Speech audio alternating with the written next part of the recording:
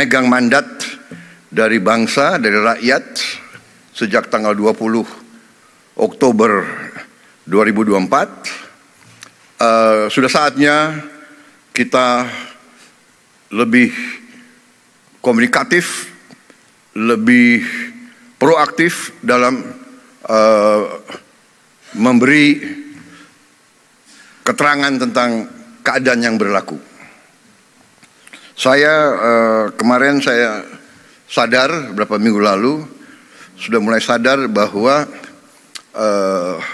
komunikasi dari pemerintah yang saya pimpin memang agak kurang, dan itu adalah tanggung jawab saya, dan saya ingin memberi penjelasan kenapa. Karena saya menganut filosofi evidence-based performance. Jadi saya enggan bicara tanpa bukti nyata. Itu itu sifat saya. Jadi saya harus selalu dinilai, saya minta selalu dinilai oleh hasil yang saya lakukan, prestasi yang saya lakukan. Demikian yang saya minta dari rekan-rekan saya yang dekat. Saya hanya lihat mereka dari pengabdian mereka, dari prestasi mereka, dari energi mereka, dari niat mereka. Saya benar-benar tidak pernah nanya, apakah waktu saya seleksi menteri-menteri ini, apa saya tanya, Anda partai mana, Anda orang tuanya siapa? Kan saya tidak. Suku Anda siapa? Suku Anda apa? Agamamu Anda? Tidak. Evidence based. Nah, dan saya percaya, saya kira, saya berpendapat sebenarnya rakyat pun akan menilai dengan hasil. Ya, saya memang sering diejek karena saya juga membuka kesempatan untuk diejek, ya kan? Kan saya bilang saya nggak suka orang yang hanya omon-omon. Akhirnya omon-omon jadi apa tuh? Jadi populer ya, dipakai di seluruh Indonesia itu. Iya kan? Dan saya nggak suka hanya omon-omon. Terus terang aja.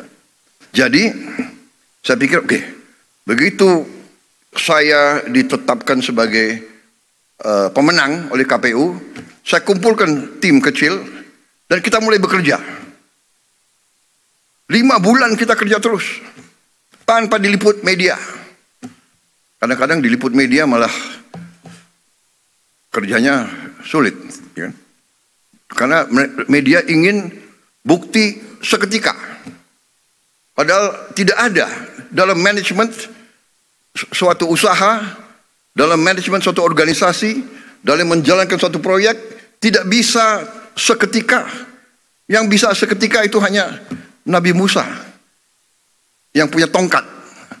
Kita manusia tidak bisa seketika. Semua itu adalah perencanaan. Perencanaan yang matang. Perencanaan dasarnya adalah pengumpulan data yang benar. Perencanaan, sesudah perencanaan, mencari awak, mencari orang untuk melaksanakan rencana itu. Rencana terbaik, gagasan terbaik, tanpa awak yang bisa melaksanakan, tidak akan berhasil. Sesudah itu, baru mulai. Dan sesudah pelaksanaan, baru kita lihat hasil. Ini adalah fenomena hidup.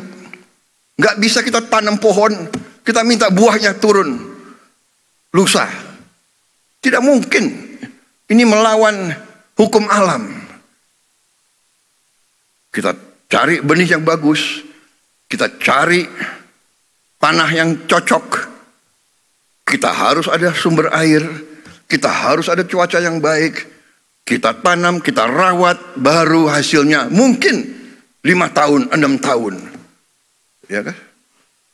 Pohon kelapa sawit yang sekarang menjadi apa itu? Bisa dikatakan miracle crop. Saya kemana-mana semua nanya, semua minta kelapa sawit dari Indonesia, kelapa sawit dari Indonesia. Kelapa sawit itu 5 tahun baru produktif. Iya kan? 5 tahun, 6 tahun.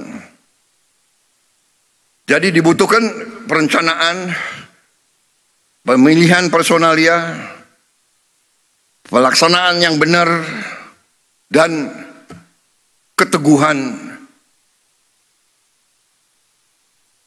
ketabahan, dan kesabaran. Jadi saudara-saudara, waktu kita ambil alih pemerintahan, kita bekerja keras karena kita persiapannya sudah baik, dan kita sudah punya strategi, kita sudah punya keyakinan apa yang harus kita lakukan. Dan bagi kami sangat terbuka, kami sangat transparan, kami buat buku strategi transformasi bangsa. Dan kita sebarkan, saudara bisa buka di situ. Di situ jelas dan gamblang dasar-dasar pemerintah yang saya pimpin.